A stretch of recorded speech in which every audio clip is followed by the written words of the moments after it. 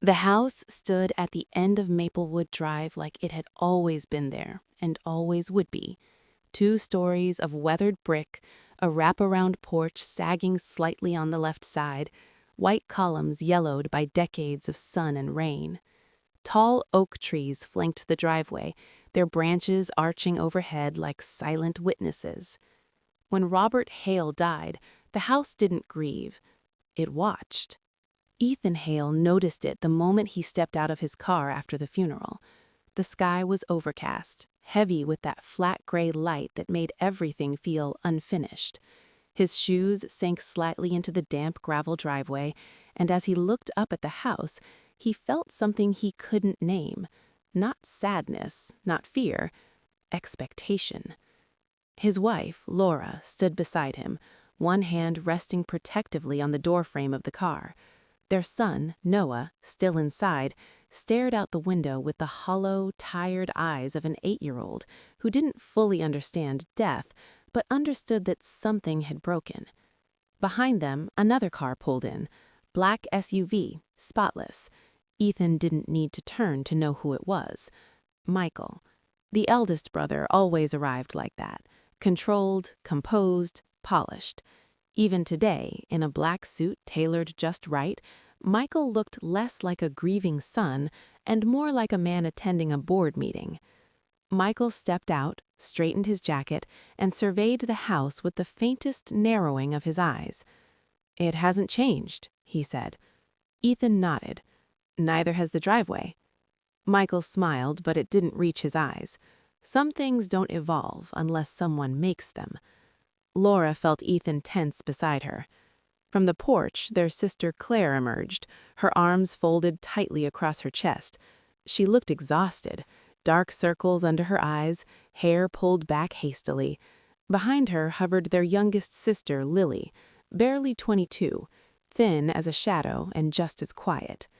Their mother, Margaret Hale, did not come outside. She hadn't left the living room since the funeral. Inside the house, the air smelled faintly of old wood, dust, and the lemon polish Margaret had used obsessively for years. Family friends murmured softly, paper plates clink, coffee brewed somewhere in the background. But beneath it all was something sharper, unspoken, unsettled. The first argument happened less than 12 hours later. It was evening, most of the extended family had left. The house felt cavernous again, shadows pooling in corners where the lamps didn't reach. They gathered in the dining room, the same one where their father had once insisted on Sunday dinners, no phones, no excuses. Michael stood at the head of the table. "We need to talk about the house." Claire's head snapped up. "Already?" Michael didn't blink.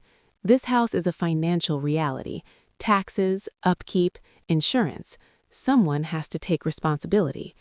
Ethan leaned back in his chair. Responsibility isn't ownership.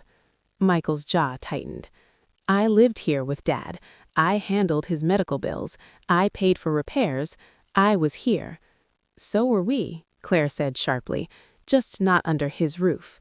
Michael's wife, Rebecca, sat beside him, hands folded neatly in her lap. She hadn't spoken all day, but her eyes tracked every exchange, calculating. Rebecca said gently, "Michael isn't saying you don't deserve anything. He's saying practicality matters." Claire laughed, bitter. "That's rich." Lily whispered, "Can we not do this tonight?" Michael ignored her. "I want the house." The words dropped into the room like a stone into still water. Claire stood. "You want it. Not we should decide. Not let's see what Mom wants. You want it." Michael met her gaze. "It makes sense." Ethan spoke slowly. "Dad wanted it split." Michael scoffed. "Dad wanted peace. He didn't understand what this place costs." Claire pointed at Rebecca. "And she understands perfectly, right?" Rebecca's smile tightened.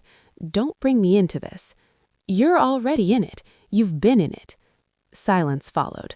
Margaret's soft sob drifted from the living room. Ethan felt his stomach twist. "We're doing this while Mom can hear us." Michael hesitated just a fraction of a second, then said, "Mom doesn't need to worry about logistics." That was the moment Ethan felt it, the shift, like something inside the house had leaned closer. The first sign wasn't dramatic. Noah woke screaming. Ethan bolted upright, heart pounding as Noah ran into their room, sobbing so hard he couldn't speak. "There was someone on the porch," Noah gasped. "He was just standing there." Ethan rushed to the window. The porch was empty.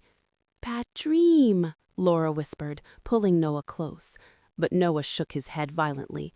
"No, he was watching." The next morning, Laura found something tied to the doorknob of the basement, a black cord. Simple, tight. She stood there for a long moment before removing it, her fingers tingling. "Probably one of the kids," Ethan said when she showed him, but he didn't sound convinced. That afternoon, Margaret nearly collapsed in the hallway. Claire caught her just in time. "She's not eating," Lily whispered. "She keeps saying the house feels wrong." Ethan brushed it off. Grief did that. Houses felt different when the person anchoring them was gone. Except the headaches started. A pressure behind Ethan's eyes whenever he stood near the staircase, a sudden wave of nausea in the dining room. He found himself avoiding certain corners without realizing why. And always the porch.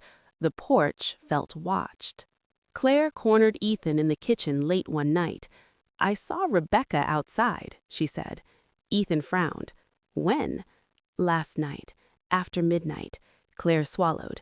"She was digging near the old rose bush." Ethan stared at her. "Digging?" "She buried something." Ethan's first instinct was denial. "That's ridiculous." Claire's eyes burned. "So is everything happening here." Ethan wanted logic, proof, reason. But that night, unable to sleep, he went outside. The soil near the rosebush was disturbed. Fresh. His skin prickled. 2 nights later, he followed her. Rebecca moved quietly, confidently, like someone who had rehearsed. She knelt, dug, placed a small cloth-wrapped bundle into the earth, and covered it. Ethan stepped forward.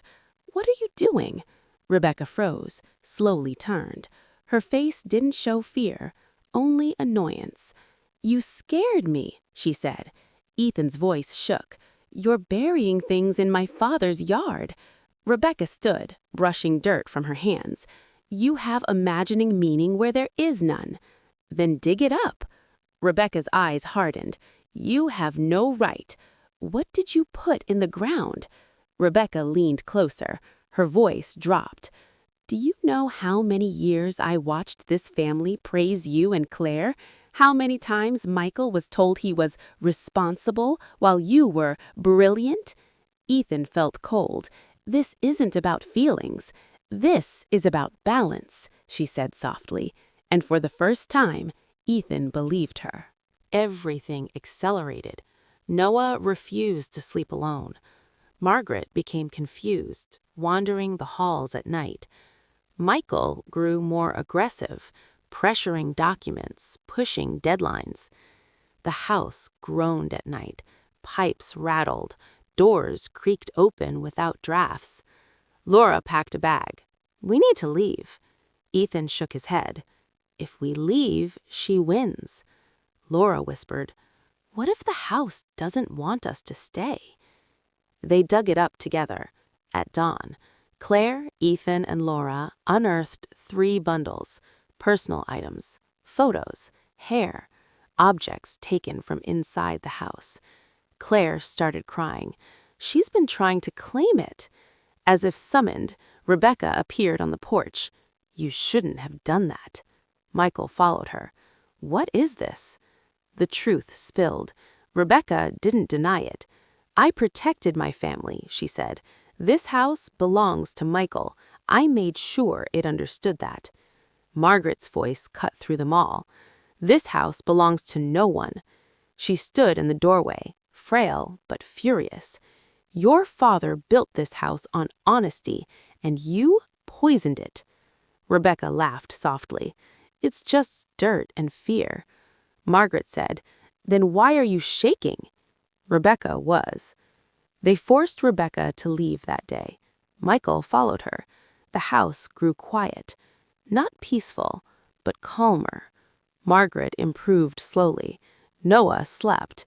Ethan still felt the scars. Months later, they sold the house.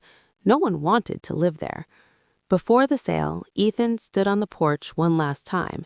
He thought of his father, of greed, of jealousy, of how easily love curdled into something dark. The house didn't follow them, but Ethan never forgot the feeling of being watched. Some houses remember, and some never forgive. Jealousy doesn't need belief to destroy, only intent.